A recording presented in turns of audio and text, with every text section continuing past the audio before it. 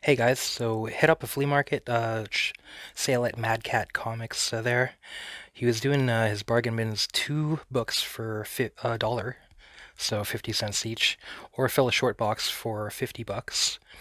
A lot of the magazines also were two for a dollar, so there's a bit extra, more than a short box, but yeah, we'll go through it together and stop once in a while to look through a little bit. Let's go. All right, first up, Ren and Stimpy comics, or the Ren and Stimpy show number 13. Vietnam Journal, number 15.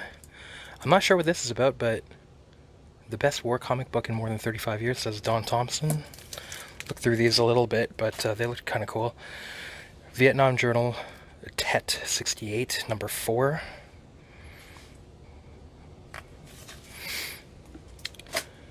DC Universe presents Dead Man, number 2. This art looks pretty good. Oh yeah, a bunch of Evangeline in there, so you know I'm getting those. Evangeline number 8. Mike Grell, Green Arrow, The Longbow Hunters, number 2. Still getting any Conans I see under number 100. Maybe I'll make it a project to bind a bunch of them, maybe 25 or 50 at a time, if I see. Because I usually get them, like, you're not really going to find them cheap, Conan under issue 100 for cheap. So they are pretty beat up, so it might be cool to just bind them, make like a book. X-Men number 3. I almost never see this. I see like X-Men 1 or 2, but yeah, never number 3 really, so grab this. Grimjack number 1. Some Tim Truman. Let's take a quick look. Some post-apocalyptic action adventure. Yeah, I'll finally check this series out. House of Secrets, number 127. Some horror anthology DC. Mobius's Airtight Garage, Onyx Overlord. This is book 1. Let's take a quick look. Always gotta check out some Mobius. This might be like... Is it somebody doing an adaptation in that universe? Yeah, I think it is. Yeah, this isn't Mobius. It is Mobius doing the story, and L'Officier, the script, Jerry Bingham art. We'll see how that is. Uncanny X-Force number 1. This is volume 2. I'm a fan of volume 1 by Rick Remender, so I'll give volume 2 a shot. Judge Dredd number 1. Pervert Club number 7. You know, we got something called that for 50 cents. It'll either be worth keeping and checking out, or easy to get rid of, because it's done in kind of like an Amera manga style. This will be an easy flip if it turns out to be flip-worthy. Green Arrow number 3. Another Mike Grell. Because I did read Longbow Hunters and was interested to check out more. Evangeline number 3, is it? Or is this number 2? Number 2. Good issue. They're all good issues, but this one is a bit of an orange. Evangeline number 9. The number 1 of... I think this is of the ongoing, not the special. Adler. I guess this is Sherlock Holmes's kind of adversary slash love interest, I imagine. Elizabeth Adler, is it?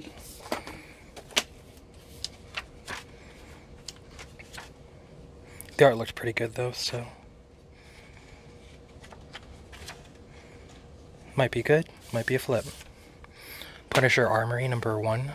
I already have a series of these, but I think it might be alright to put another series of these together for selling or giving away. Pit number 4, been piecing this series all together. Elektra Assassin number 2. It's Frank Miller and Bill Sienkiewicz, I think. Let's look through just a little bit.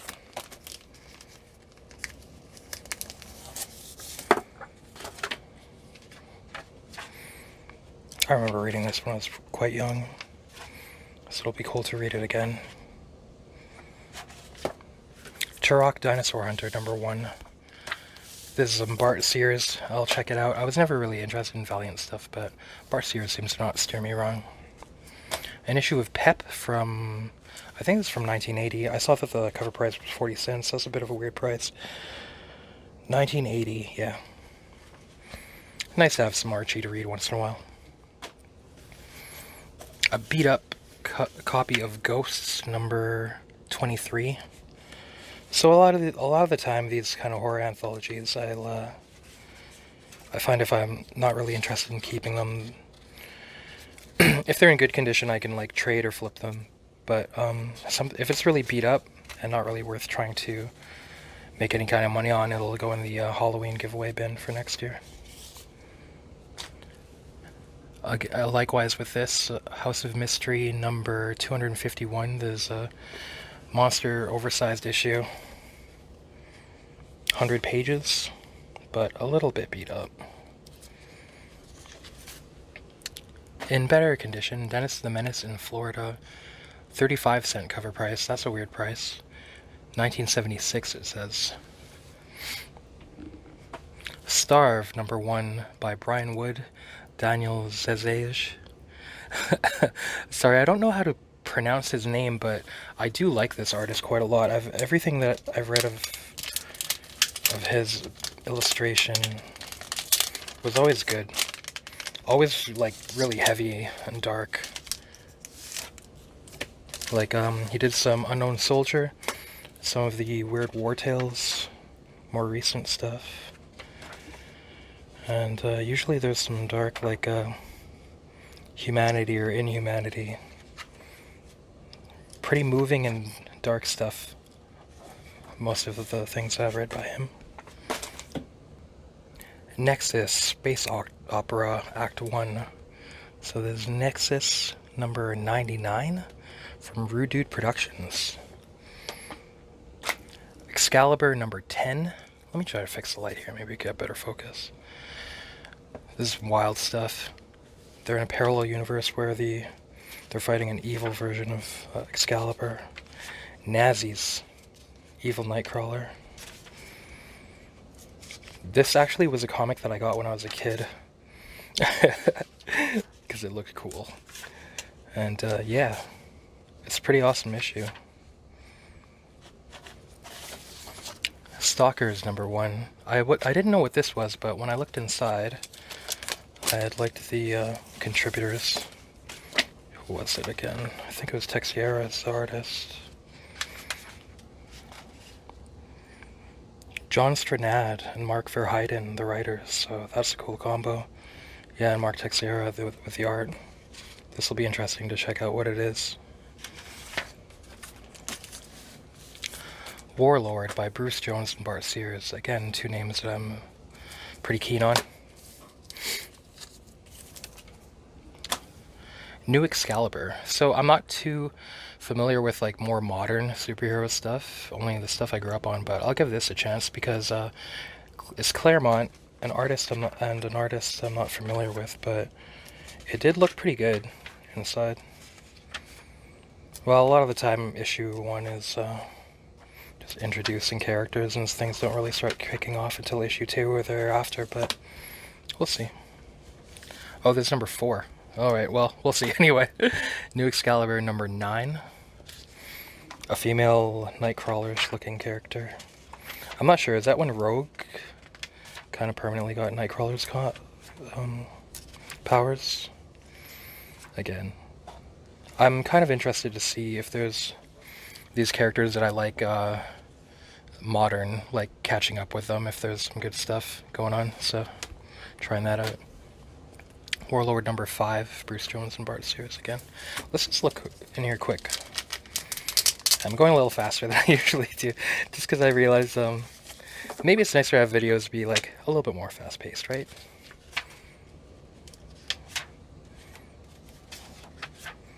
Bart Sears should be pretty good at doing barbarian type stuff. Alright. Mike Baron and Steve Rude, Nexus, The Origin. There's a bunch of copies of these around at all times. Charlton Comics, Billy the Kid.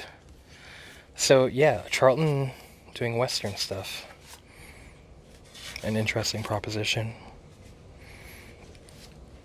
They should be down to be gritty. The Punisher number 16. I do really like Willis Portacio's run on the Punisher. So though I do have this, I'll see if this will be an upgrade or one to just keep in the doubles, like to sell collection, because it's such a great combination. Willis Portacio and Punisher. It's really good. Punisher War Journal number 8. This is Jim Lee, of course. It's just an iconic cover. Might be an upgrade to the one I have. Punisher number 2 of the ongoing series, so that'd be volume 2, number 2. Again, for 50 cents, getting it like in quite good condition, that's just, may as well do it. Same with number 3 here, and number 4. I'm trying to still find modern Wolverine runs that I'll enjoy, so I really like the old Larry Hama, Mark Silvestri, and Dan Green run, and I just really need to like fill that void of having Wolverine stuff that's worth reading. Is this by Greg Rucka? It says Rucka and Robertson. Let's check out. Maybe it's Derek Robertson. Quick look here. Yeah, Greg Rucka. So, yeah, it looks like Derek Robertson for sure. I watched the Whiteout movie recently, which is an adaptation of the Greg Rucka comic, and yeah, good crime, action, good writing, good dialogue, good characters. So I'm willing to give that a shot. Maybe he's a good writer on Wolverine. When I looked him up, it said that he's noted for his run on Wolverine also. Free Comic Book Day, Lady Mechanica. There's some steampunk kind of cheesecake stuff. Again, of course, easy. If not for keeping, then easy to flip. The art does look pretty good. A lot of steampunk stuff is like played out, but this looks like it's not too... looks kind of tasteful as far as the steampunk genre goes. Not just gears on top hats everywhere. Damn, that stuff has been going on since like 2010. Blade Runner, number 1. Is this Al Williamson? I forget who. Yeah. Penciled and inked by Al Williamson. Will be an interesting adaptation. Ripley's Believe It or Not, True Ghost Stories. These are always a fun read. 15 cents, so what does that mean? 1969. Holy moly, the autofocus on this camera really blows. I tried to fix my old camera, but it is goners. My old camera's toast. Anyhow, Giant Killer, Book 2, and Dan Brereton, a very nice artist. Painted interiors.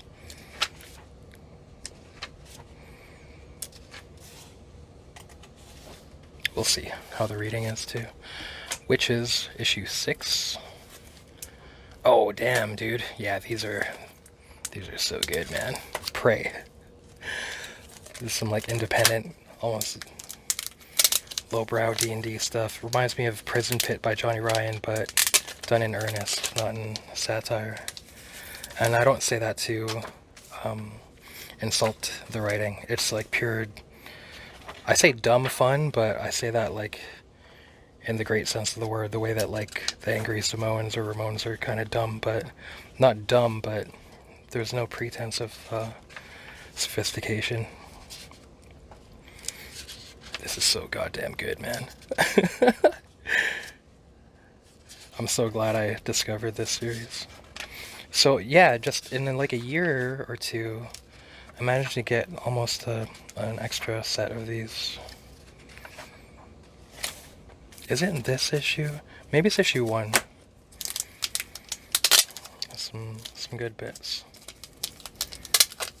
This is issue 2 and 3. I'll have to find issue 1 again to make the second set. Come on, autofocus. Smarten up.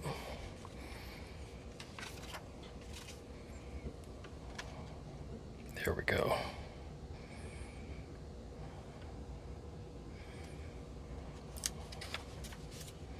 Who is this artist? Let's check it out. Troy Nixey. I think I've heard that name before. I'm not sure where, though. If you know where, let me know in the comments, because I would definitely check out more stuff by this dude. And it's more fun to ask people rather than asking Google. You know? This is wicked. This is perfect to me. Perfect amount of action and dialogue. Because there were like a decent amount of independent comics there, but they were too like word heavy. And when I looked at the pictures, a lot of the time when I'm shopping for comics and looking inside, I just like check out a random panel or two, right? And then read that. And if it's fun to read, like here's a random one. He is ignorant of the power he wields and must not be given the chance to discover it. Yeah, okay, that's interesting. Oh yes, Skaith. This one called Presh will be destroyed. Yeah. Mm-hmm. Checks out. Will Eisner's The Spirit, The New Adventures, Issue 1. So this is an anthology where they were getting creators to work with the Spirit. This has Alan Moore, Dave Gibbons. I've read this before, and yeah, it wasn't bad. Man, Dave Gibbons rules. Punisher Armory number 5. Ghost Rider number 30. Come on, autofocus, stop it. This is Andy Kubert with Joe Kubert finishes. It's really a good combo.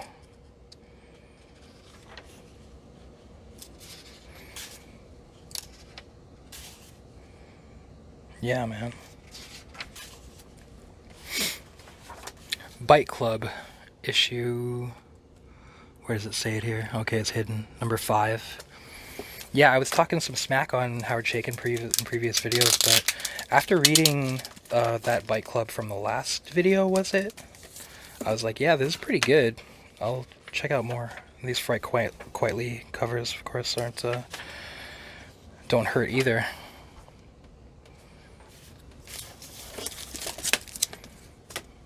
Here's an extra copy of Hawkworld, Book 1, by Timothy Truman with Al Catina and Sam Parsons.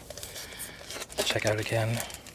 So it's kind of like post-apocalyptic post-apocalyptic adventure. Kind of Mad Maxy. It's hard to keep this book open though, because it's square bound. Should be fun to read, man.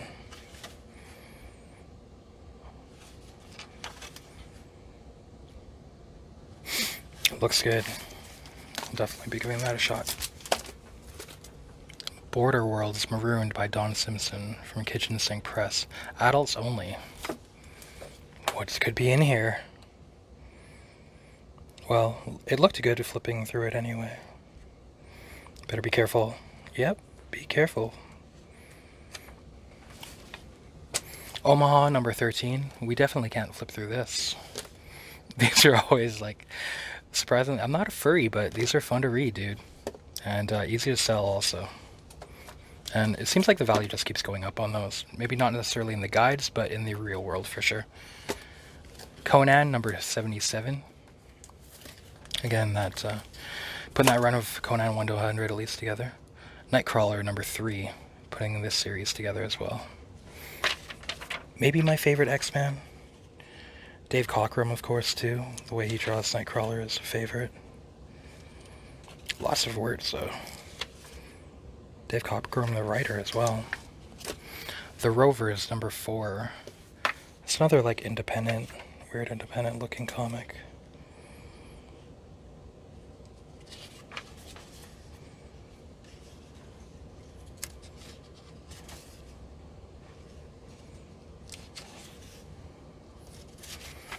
Looks kind of good, though. Looks interesting. Sometimes, too, when the writing is, like, heavy with a lot of words, maybe I'll just... If I'm not keen on it within the first 10 pages, maybe I'll flip through a little further. Yada, yada.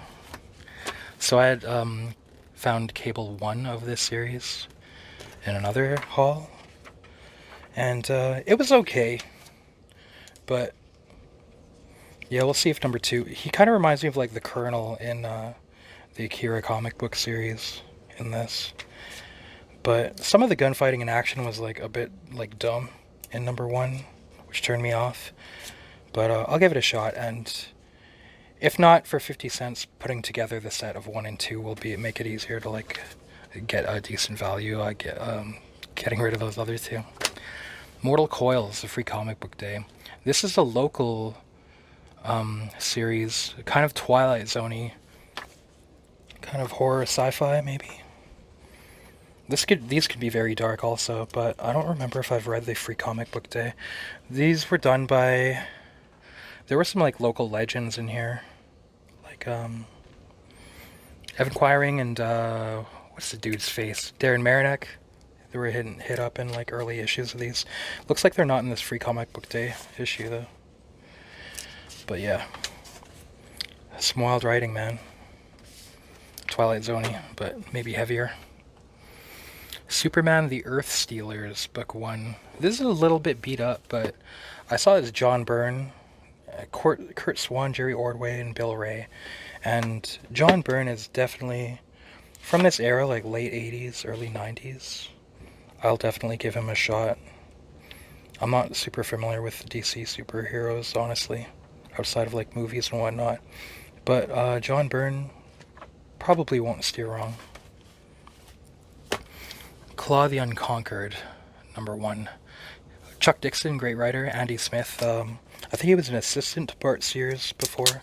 His style has been like said to be biting that, but he has his own personality for sure. And yeah, Chuck Dixon doing like an R-rated barbarian thing. I'll give it a try. It definitely won't be bad. We'll just see if it'll be great or not. Simon Spector, issue 1 from Apparat. Warren Ellis and Jason Burrows. So this is kind of like a Warren Ellis doing a modern kind of Sherlock Holmes. The Apparat series was him kind of doing one-shots as if they were part of an ongoing series. And if I remember right, the premise that was on his blog back in the day, back on like, what is it, punyhumans.org, was that what it was back in the day? This is going back to the early 2000s. I believe the premise, if I recall, was what if there was like no comics code, or what if superhero comics hadn't happened, and he was just trying to like kind of reimagine like different genres, or try to like even come up with weird genres. Here's a little tidbit of info, like trivia.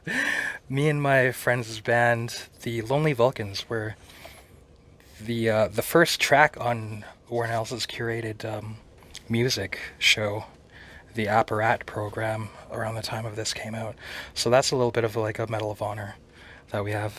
The Lonely Vulcans back in the day, track 1 on episode 1. Warren Ellis's Apparat program. Anyways, enough shameless promotion. Let's go. OMAC number 8, Bruce Jones. So yeah, it seems like the early issues are a little bit easier to find. So again, trying to put it together a second series of these, because this is a wicked read. OMAC, not necessarily like good, but a little bit evil, and like fighting whole cities and the army and stuff. Fun read, man. Very fun. A series I'm not familiar with, Blood of the Demon, number 4. This cover looks pretty awesome. It looks like, what's his name? The cover artist of like Hellblazer and Preacher did the cover. I could be wrong though. I know his name, it just escapes me at the moment. But it looks like John Byrne, plotter and penciler.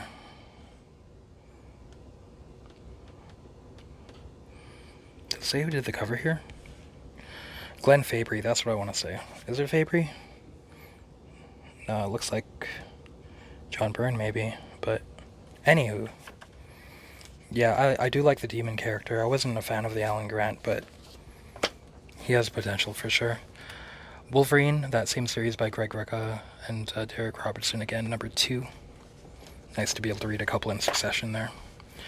The Lone Ranger, Free Comic Book Day edition, number 0. Matthews, it's hard to read the names there, but John Cassaday is a fine Western artist, or artist of any genre, so we'll see. We'll check it out. Oh, what's the flip? Battlescar Galacta? I don't care. Whatever. No, nothing gets that. Mr. X number 2. There were a bunch of these in there, but I'm not familiar with it, and flipping through this one, it kind of looked like the best art. It looks like the Hernandez brothers, kind of. That's what I even thought it might be, but yeah, we'll see.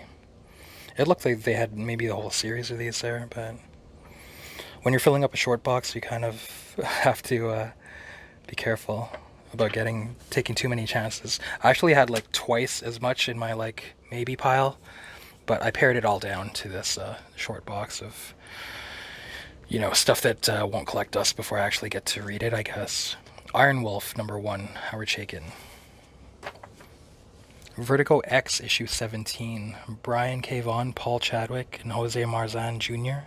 I guess this is an anthology of stuff, but yeah, I was like, maybe it's a key, maybe it's like an early Y the Last Man appearance or something, maybe I'll check it out, but yeah, either way, you know, I'm not really like, you know, not to be greedy or anything. Excalibur number 1, Claremont and Aaron Lopresti, I would take it. And who's the Adams? Greg Adams. Yeah, Claremont and Aaron Lopresti.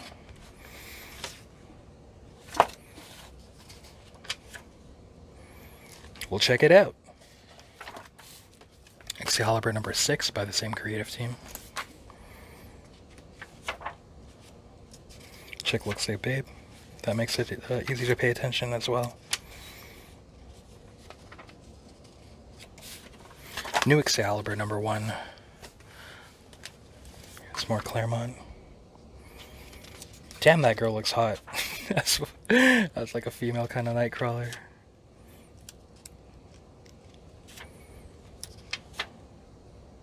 The art in here in general looks pretty good. It's nice that even though it's issue 1, it does have action in it too. Not just people like standing around giving exposition. I wouldn't probably get it if that was the case. Number 2. Take a quick look again too. I think we're moving pretty fast. Going pretty good here. Okay, yeah, Prince Valiant. I was like, oh, Prince Valiant, no shit. Is it just reprinting the old stuff? But, so this is number 1. Here's number 2.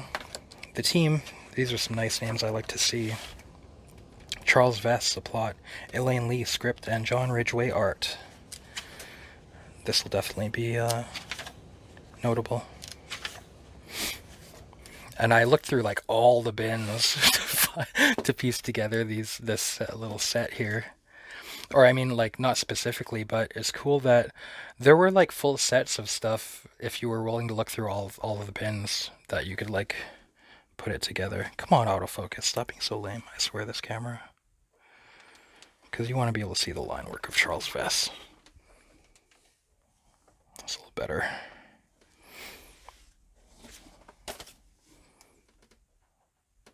That's number 3. Number 4. Sisterhood of Steel. It took me like years to put together a collection of this, but it looked like I got a second set through there, so that's pretty wicked. These are wicked to read, man. Each issue I find like even more interesting and exciting. There's one where they like poison the chick on her warrior initiation night, like poison mushrooms and stuff, and they're trying to kill her while she's tripping balls. It's fucking, this is wicked. Oh look, I accidentally got 2 issues from number 3. Oh well, we'll see. Maybe we'll put even a third set together at some point. So I think it ends at number 8. I haven't read it all the way through yet, because it's one of those things where I like really want to pay full attention and stuff when I read it. They're really like it. It's weird. The art on the cover is actually betrays how good the art is inside, even.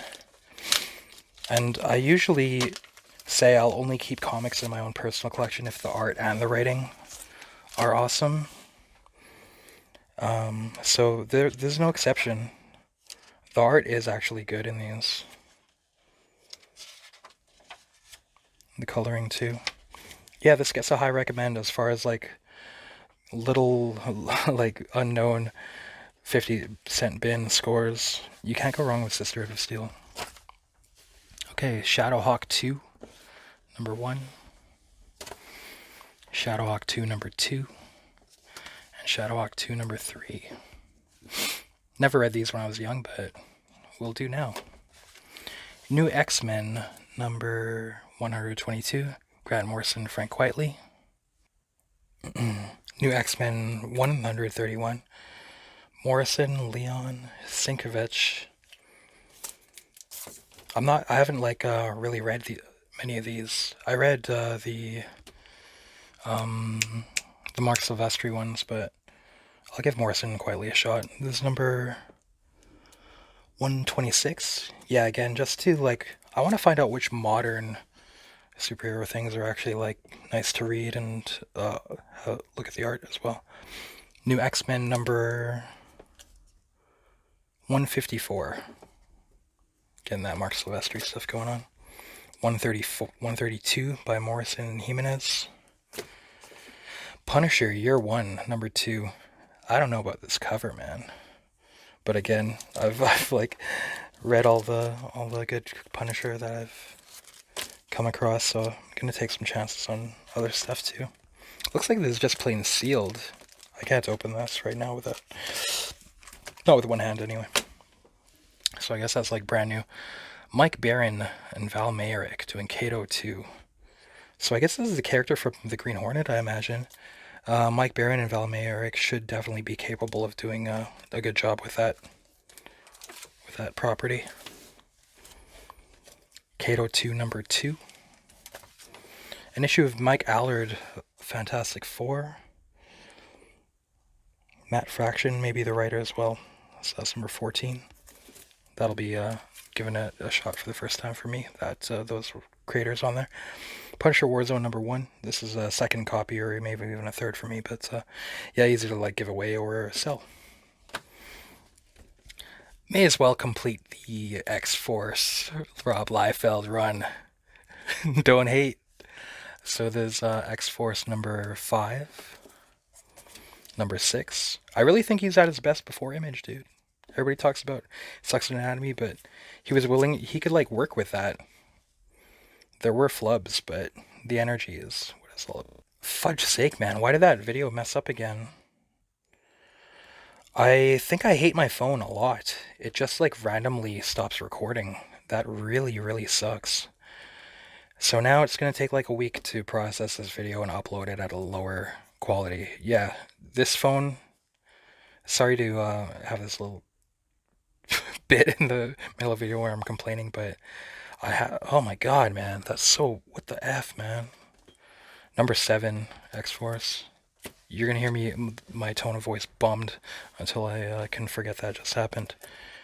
Number 9, X-Force. Fuck this fucking phone.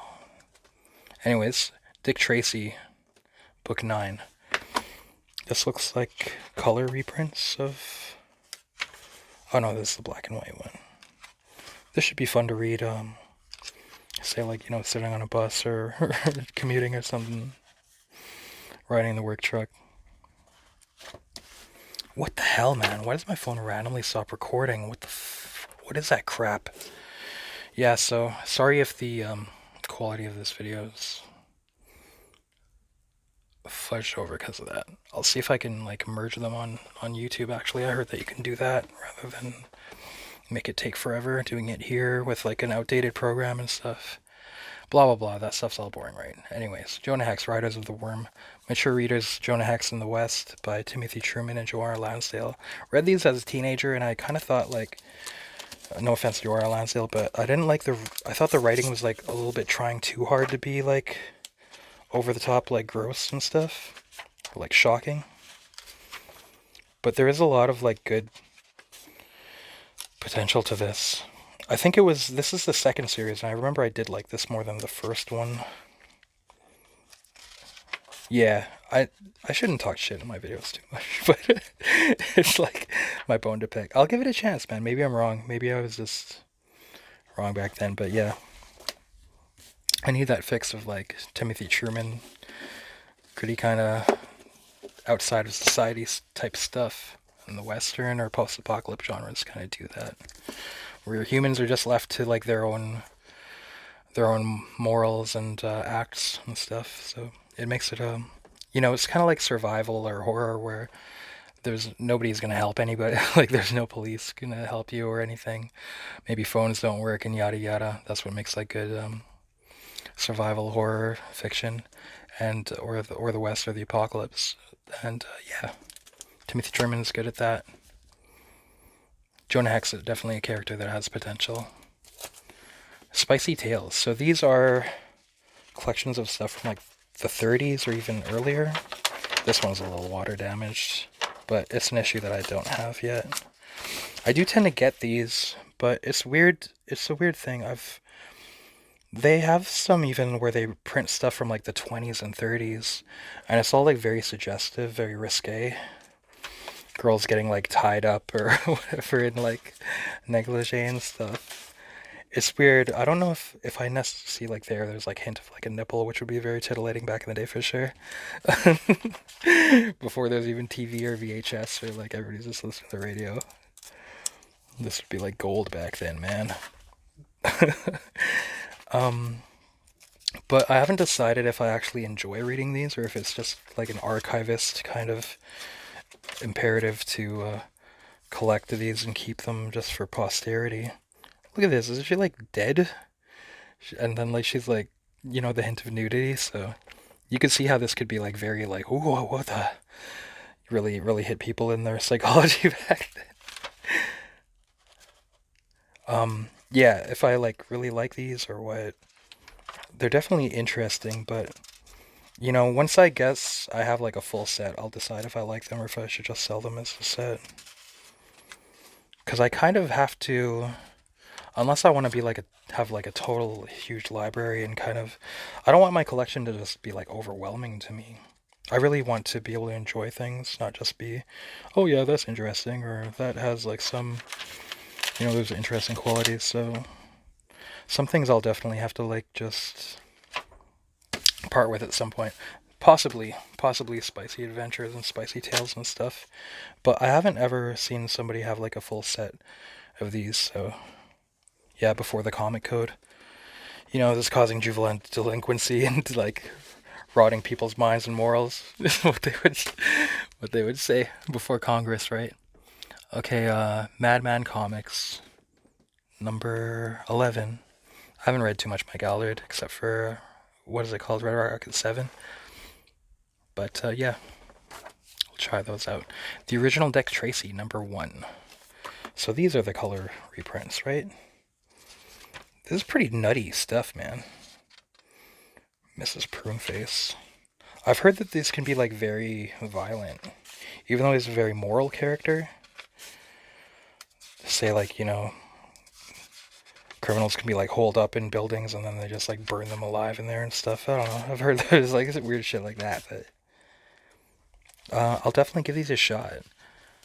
Look how insane this looks. So I got number 1 to number 2. Number 3, number 4. Gladstone Comics, of course, at this era they were reprinting the EC comics as well. This is a nice size too. Looks like this will be like easy to read. Easy to just power through if they're enjoyable. Now Comics, Siphons by Alan Curtis and Mark Beecham. This guy really looks like a Mark Texiera kind of guy, but this is wild. The females are it's so risque, the poses that they're in. They always have like their crotches open and stuff, or they're like bent over like that.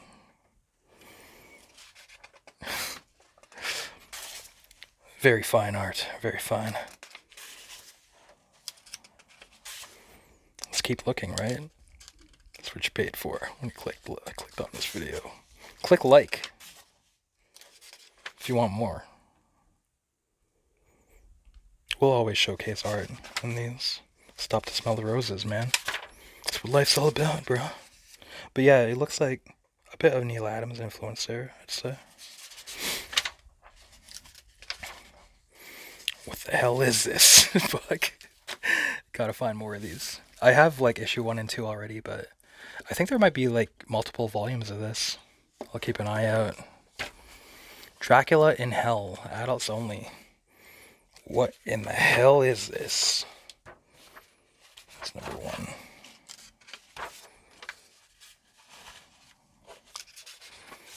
Weird indie stuff, always say yes. There was a lot of other indie stuff there again, like I said, but it didn't look like, you know, fast-paced enough. Too much of the story being told through words rather than pictures. You need a balance. It's Midnight, The Witching Hour, number 64. This can often be a good series. 30 cents, so this must be like 1980 or something. But the 70s and 60s had some good creators for sure. Let's quickly check out who's in here. Why not?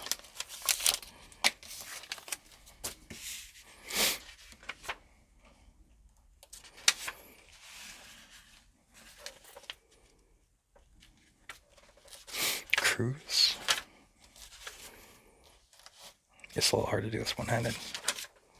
Well, the early ones I really like. I remember some of the later ones, they get a little hokey and campy, maybe, which I might not like, so we'll see if which side of that fence this falls on.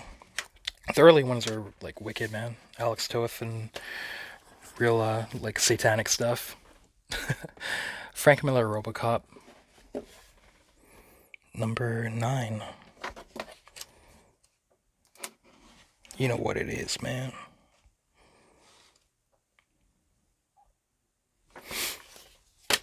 Full series of Starstruck. I think it is, anyways. Elaine Lee and Michael William Kaluta. Number 1. Number 2. Number 3. Number 4. Number 5. I think it's a full series. Anyways, full run. And number 6. Let's check it out in here, because one thing I had a problem with is, I think I want the magazine size stuff, like if that's the original, because sometimes these comic ones are, oh no, it doesn't have that problem. Maybe this was made for comic size. Sometimes the comic size ones are adaptations of the magazine size, so everything gets shrunk down to maybe like that, and then the dialogue and everything is like hard to read. It's a little bit too small, but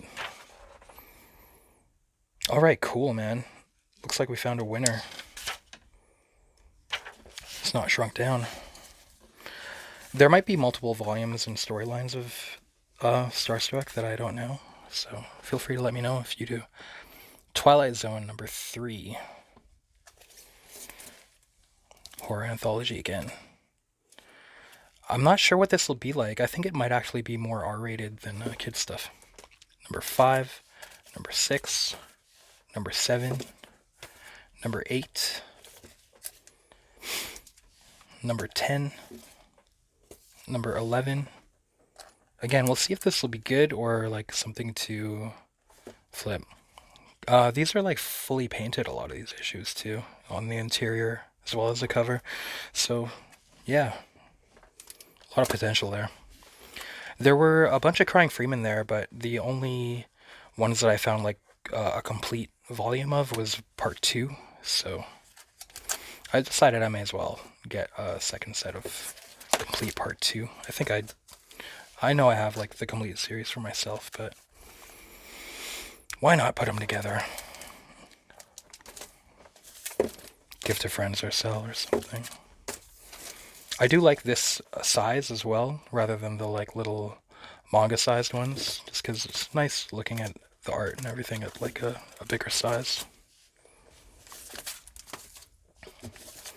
Okay, and this does it for the short box. On to the other stuff.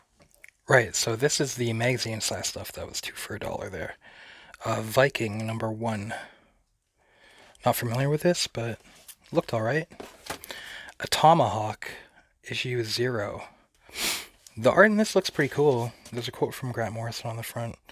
Screaming black hole feedback, squall of death metal.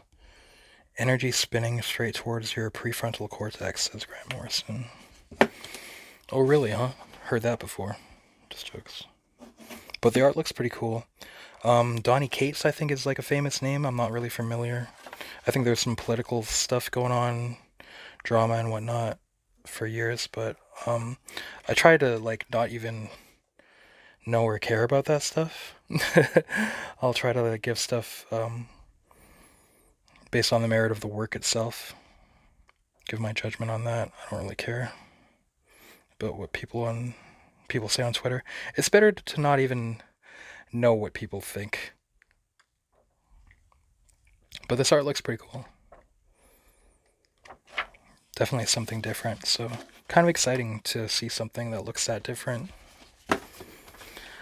Vicious Circle by Mattson Tomlin and Lee Bermejo, issue 1. Lee Bermejo, Batman Damned, which I wasn't too interested in. But anyways, yeah, a lot of the stuff, 2 for $1. It'll be like really easy to flip. This is all like really minty.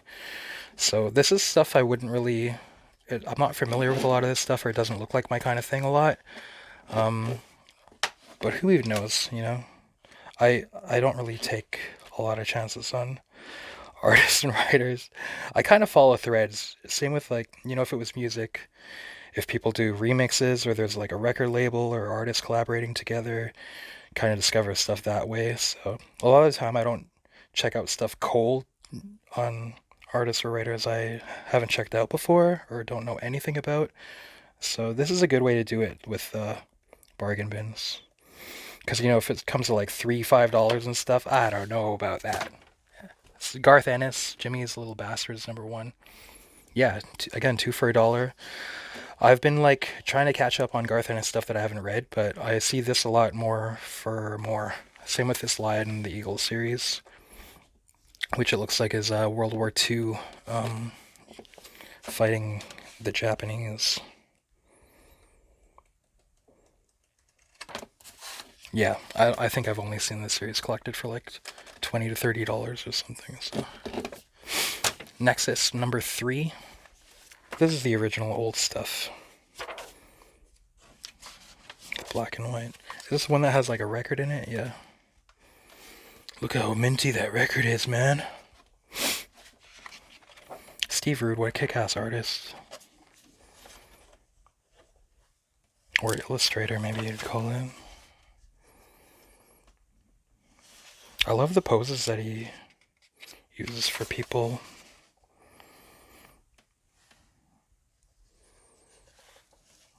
He's so good, man. Here's a weird one. Breakthrough. You got names like Enki Bilal, Neil Gaiman, Dave Gibbons, Milo Nara, Dave McKean, Mobius, an anthology. It looks like it has, when I flip through it, it looks like it all has to do with like the Berlin Wall, the fall of the Berlin Wall and all that. So maybe it's political propaganda, which, again, a little bit of negativity you'll hear on videos. But you'll get a bit of my opinion. It's like, I don't care about like propaganda, even if it's the message is something I agree with. I don't want what am I, in school or something, doing an assignment when I'm like in leisure time, trying to prove I'm good or some shit? I don't give a fuck, man.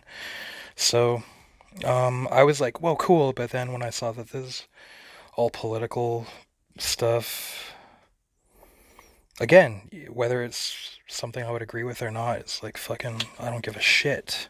So I guess this will be a flip, sadly, even though it has wicked artists and whatnot. Yeah, I'll get value from it. Monetary value, that is. Okay, so these are from the non-bargain bin area. You know, when you got those loss leaders in the stores, guys, us customers feel validated and spending a little bit more on stuff we would normally, so you might actually get more out of us than if you priced everything like, you know, face value or whatever. So Frank Miller's Xerxes. I loved 300 when it came out when I was a kid. This is a follow-up like years and years later. It'll definitely be interesting to read. Frank Miller, an iconoclast for sure. Always curveballs. I don't really know anything about the consensus on what people thought of this series, but I'll toke a huge blunt and read that shit, man. Frank Miller is wild. These are all like $3 bin, but he gave me this stack for, was it like $20, I think, altogether. Dan from Mad Cat, always hooking it up.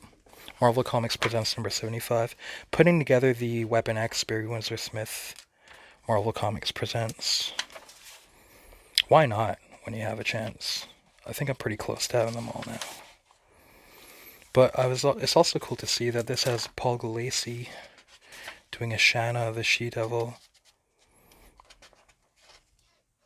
Another cool, unique, apt, skilled artist. Doesn't really... Yeah, his stuff is like... You can't put your finger on what his influences could be. It's very, very creative. Very unique. I think I said that in another video, but I don't know how else to say it. That's good, because when you get an anthology series, it sucks if only 1 out of 3 stories is wicked, right? It looks like at least 2 out of the 3 in those, or 4 will be good. Aliens Free Comic Book Day. This is John Arcudi writing, who is no slouch. But I read actually these on the commute home. The backup series of Predator. This will be a flip because they're kind of just introductions to like ongoing series, I suppose. They didn't really have a lot of meat to stand on as its own issue. You'll hear hate on this channel, man. But you'll also hear love, like this. Son of Mutant World, number 1 by Jan Strnad and Richard Corbin. Fuck. I'm gonna like jizz in my pants from finding this. Sorry, I don't know how else to say it. It's just so awesome. This is what I want. Like, this is comics. You can't... There's nothing else like this stuff.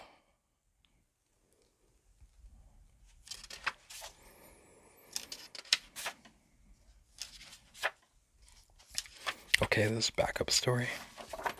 Let's look through number 3 a little bit more, too. I can't believe... If you were to look through my videos, maybe it was like 2018 or something, I had a video where I was saying I don't know if I really like Richard Corbin. I only liked like Rip in Time. But I've really come around. I love Richard Corbin now. Like, I was such a fool to not see it before. Even when he's not doing photorealism, it really... The styles that he picks for each panel even really added that to the mood. I was like, oh, sometimes like the panels aren't consistent, but each like shot, he's a master.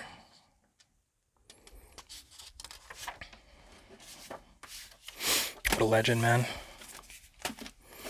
I've been looking for the rest of this series for a while now, since maybe back then, and I think I might have them all now, or maybe just missing one. Son of Mutant World number 5. Shout out again, Dan, for hooking it up. That little stack there for, what, was it $10 or $20? Oh, 10. Oh yeah, this was Chris Warner, one of the original writers of the Predator series. He also did Black Cross. He does like good gritty action. It almost seems like late 80s or early 90s kind of RoboCop or Total Recall style action when he writes comics, or like Canon Films or Orion Pictures stuff when he writes. So this is a more recent Predator series that I guess he wrote. It'll be worth giving a try. Oh yeah, and from the indies, this here, I don't know what this is. I suppose you think this is very funny. $500 million in this corridor connected to different trips, and I gotta find the one and only that leads to the righteous high.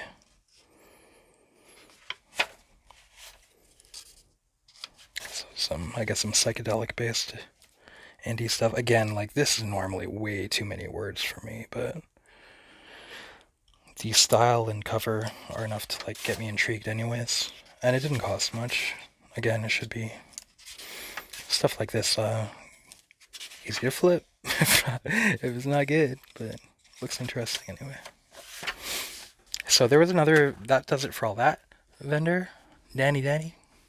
Dude rules. Go check him out if you're ever in town. There's another dude who just got in a bunch of stuff and he was pricing it out. And yeah, he made me a deal.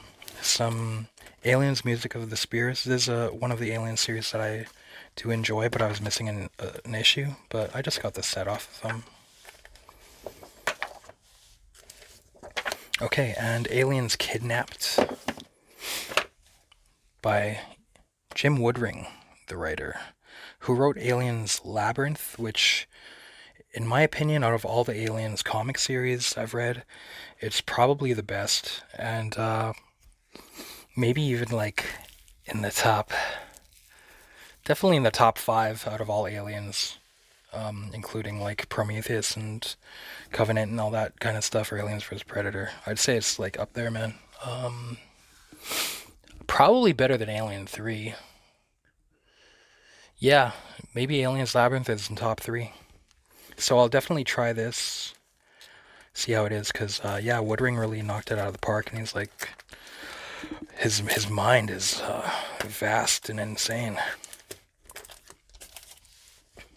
In Aliens Labyrinth, they're like demons almost. They are really scary in Aliens Labyrinth, and very alien. So we'll check that out. And dude also had Harold Head #1, Hitler's Cocaine.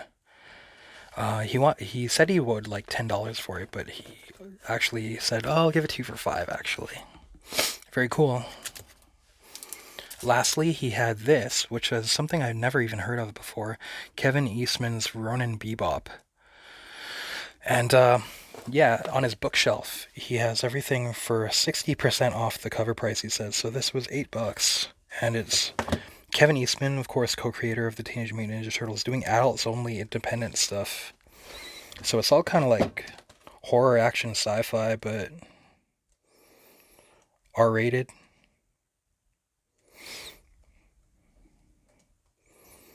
Something about being able to see like the old black and white. Ooh, don't want to see that. TV TMNT style art with like, especially when it was it Eric Talbot or Brian Talbot? I loved when they'd collab back on that old TMNT series. So yeah, I guess he's just like really letting it fly with just seeing where it would take him. Oh,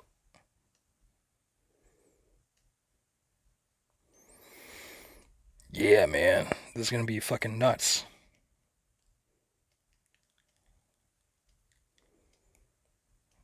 I have no idea. This is a wicked find. Yeah, so that's it for this little haul. We'll be back again with several others. Still got a lot to get through. So yeah, if you have any comments on any of the stuff that we covered here, anything to add or ask about, please feel free, because it's funnier to talk to you guys than it is to Google. Fuck Google. Fuck this shit. Always nice to hear from you, and I hope you enjoyed watching. Stick around if you like more. And regardless, good luck in your hunting out there. Enjoy and have a kick-ass time. Happy holidays and whatnot if I don't talk to you very soon before then, but I'll try to. Thanks for watching.